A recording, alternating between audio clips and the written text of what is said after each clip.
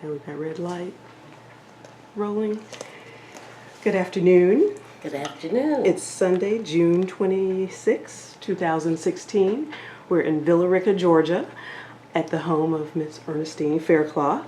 I'm Dr. Rashnice Candy Tate, historian for the Atlanta branch of the Association for the Study of African American Life and History.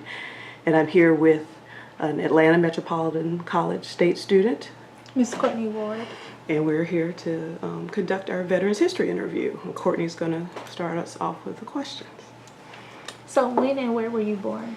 I was born in a little town called Enterprise, Alabama. And I was born November 8, 1945. I know that sounds like ancient to you. I'll celebrate my 71st birthday this year. Congratulations. Thank you. So who were your parents and what were their occupations? My mother's name was Arnie Mae Finch, kind of where I got Ernestine from. And she did domestic work. My father's name was Roy Finch, and he worked at the cotton mill in Enterprise. And when I turned about 4 or 5, we moved to Miami, Florida. So I can't tell you a whole lot about Enterprise, but I can tell you a whole lot about Miami. That's where I grew up. So did you have any siblings? Yes, I have one sister who passed away about 10 years ago. She was older than me, and next to me, her name was Ann Finch. And I have 2 brothers who are still alive.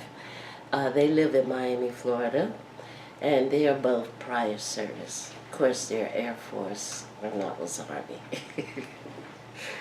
So your sister was the oldest. You're No, the second. Or give us the order of the. Okay. The order is my oldest brother is Clyde Finch, and he lives in a veterans nursing home, a senior assistant living in Miami. And then I have the brother next to him. His name is Roy Finch, kind of named after my dad, but a different middle name.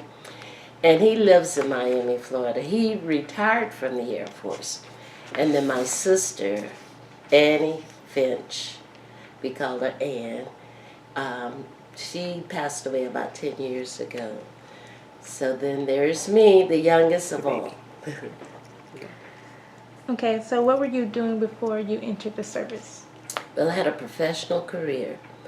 Before I entered the service, I was a military wife, and my husband was Air Force. And I traveled with him. Of course, I lived in Japan for 3 years. Then I moved back to the States and got a divorce, and then I was an executive secretary. So when I came to the Army, I brought all my skills with me because I had had formal training, had a degree, and I didn't have to go through the Army's training program. So were you enlisted or drafted? I was enlisted. Never drafted, but I came in during the time of the Women's Army Corps, which is extinct now, but it is historical because at that time it was listed as the Women's Army Corps, which started women coming into the Army.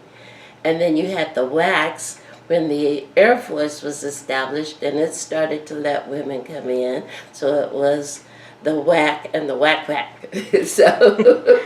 So I came in right at the end of the Women's Army Corps in '75.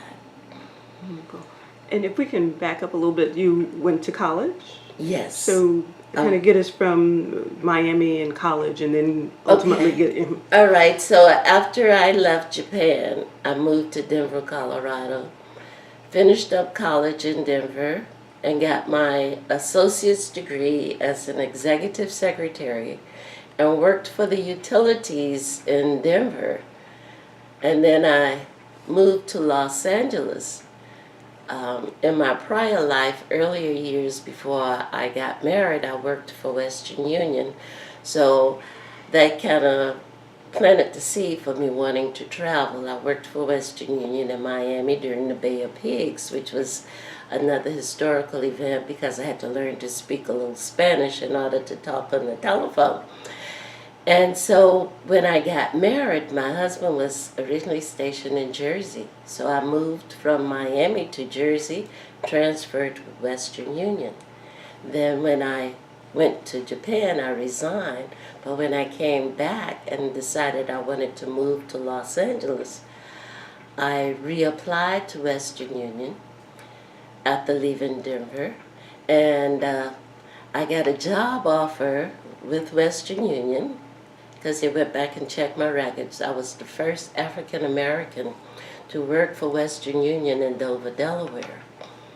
So I went to Los Angeles working for Western Union, and it lasted 2 weeks because the utilities called me and they were paying me a whole lot more money than Western Union, so I went to work for the utilities.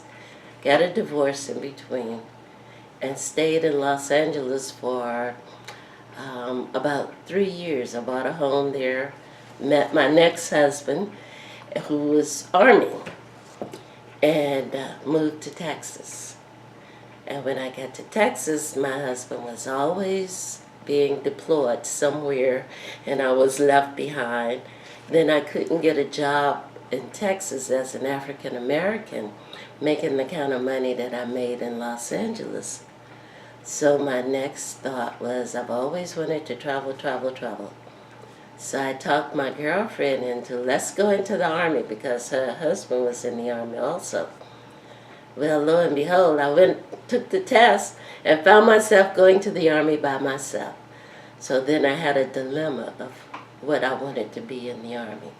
So I just wanted to go. So I said, well, I'll just be a clerk. And one of my friends said, you don't want to just be a clerk with all of these credentials you have. Because I was an executive secretary, so I worked for the chairman of the boards. And so I said, so what do I want to be? So she said, why don't you be a secretary? And you'll always be on a general staff.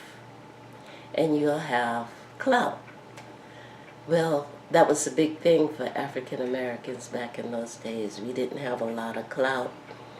So I said, okay. What year? In 1975. Okay. Okay. So we really didn't have a lot of clout in the military. You know, you really had to work your way up. Well, I just broke the door down. When I passed the test, I went to basic training. I didn't have to be trained by the Army. As a matter of fact, one of my supervisors wrote in my evaluation report that the Army made money when I came in because I brought all of these skills. I could take shorthand. I had all kinds of office machine experience. So when I came into the Army, I was a gift. And because I was a gift to the Army became a gift to me. And by them sending my husband on these isolated assignments where wives couldn't go, I had an opportunity to exercise some of that clout. And you never know how much power you have until you try. So at that time, I was working for a lieutenant colonel. And my first assignment was in security. So I had a high security clearance. And I said, you think you could talk to the general and we could get my husband a joint assignment? We could go to Europe, or you could pull him off of this every 6 months TDY. And he said, I don't know, Ernie. That's what everybody calls me, Ernie. He says, let's talk about it. Well, the general at that time was named Fair, and he knew every Faircloth, Fairchild, anybody that had a Fair name on the installation, and we're talking thousands of soldiers. So I had the privilege of meeting General Fair, and when I met him, I didn't stand up and salute, and I was in uniform, and my husband said, well, you're crazy. You know, that's a general. He's a 2-star general. He just walked up to me and started talking, and I started talking back. And so the next day I was going to orientation because I was being assigned where I came in at Fort Hood, Texas. And he walked in, and the first thing he says, hey, Faircloth. And I sat there and I'm just talking to him, and everybody's on your feet. And everybody's looking at me like, why she won't stand up? Well, I had Army training, but I really wasn't that kind of soldier, to jump like that. So after I looked around, I said, I guess I'm supposed to be standing up. So I got up and I started to talk to General Fair. Well, lo and behold, I worked in the same building as General Fair. He worked upstairs, I worked downstairs. So I got to know him very well. But then he moved. Can you pause? Okay, just a second. I'm sorry.